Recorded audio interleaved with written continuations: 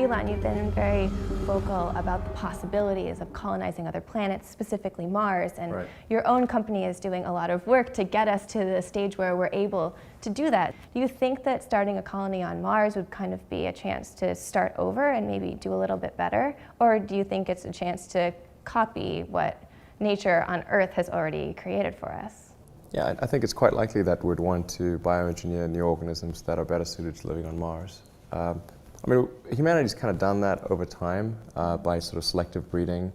You know, cows didn't evolve in the wild, Right. But that's a very slow process, requires, you know, hundreds of generations, whereas I think with actual bioengineering you could make that happen a lot faster, maybe with more precision. Ideally, long term, although this is a tricky subject, you'd want to write genetics. What do you mean by that? Meaning you'd want to create synthetic organisms. Completely synthetic organisms? Not necessarily completely, but you know, start with some base and then modify stuff. In the interest of colonization of other planets, are you relying on the research of government-funded space programs on the effects of, you know, being in space for long periods of time, or does SpaceX have any interest in doing its own research? Well, I think the verdict is in with respect to long-term existence in space, really mostly about zero G. In my opinion, it is certainly. Defining long-term, too. Well, certainly more than enough to get to Mars. Okay. You know, Mars is, if you have a low energy trajectory, like minimum energy trajectory, it's about 6 months. I think that can be compressed down to about 3 months. And it gets exponentially harder as you go lower than that, three to four. I mean, and it's important to actually be at that level because then you can send your spaceship to Mars and bring it back on the same orbital synchronization. So Earth and Mars sync up every 2 years, and then they're only kind of in sync for about 6 months. So you know, and then you know they're really too far apart.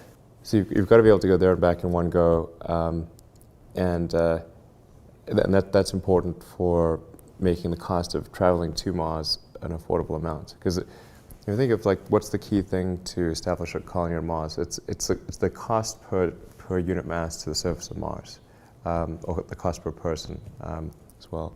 At a certain level, if it's too high, obviously there won't be such a thing. But if once it gets to a certain level, it will it's like a reaction. You know, the activation energy is sort of like the economic activation energy of a Martian colony.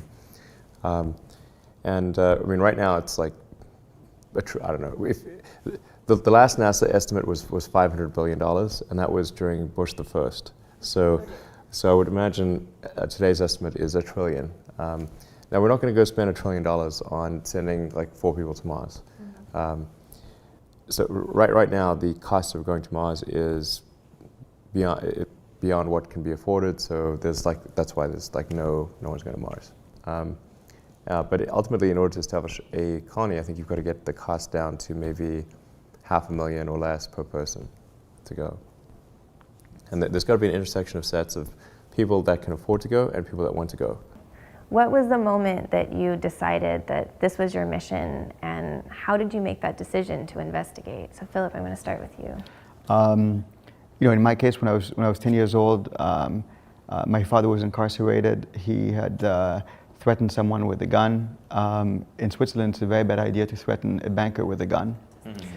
And he had a drug in his system, a sleep drug, which was found then later on to create quite a few side effects, including extreme violence.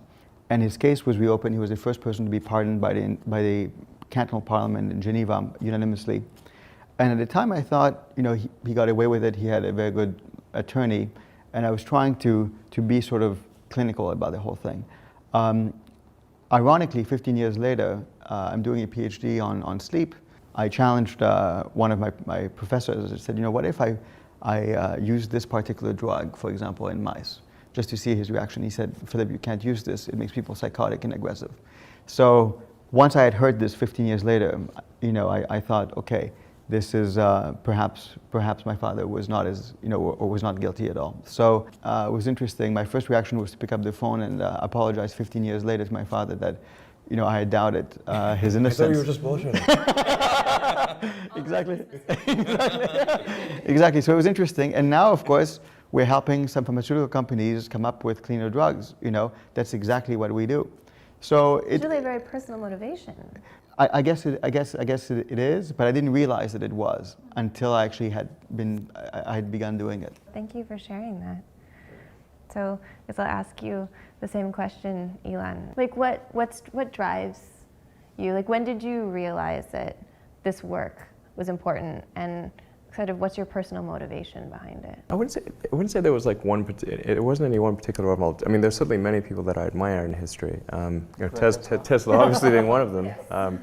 I think it stems because I had this like existential crisis when I was a kid, and tried to figure out what's it all about, and none of the books I read seemed to actually have a good answer. You know, so I read all the religious texts, and I read a bunch of philosophy books, and they're all quite depressing. Particularly the Germans. Actually, when I read The Hitchhiker's Guide to the Galaxy, I thought, okay, this is a pretty good one. You know, just to sort of try to gain greater enlightenment over time. That seems like a good goal. Because we don't really know what the meaning of life is, or even really what the right questions are to ask. But if we can improve our understanding of the universe, then eventually we can figure out what the right question to ask is. You know. If it's not meaning of life, it's something, you know. Yeah.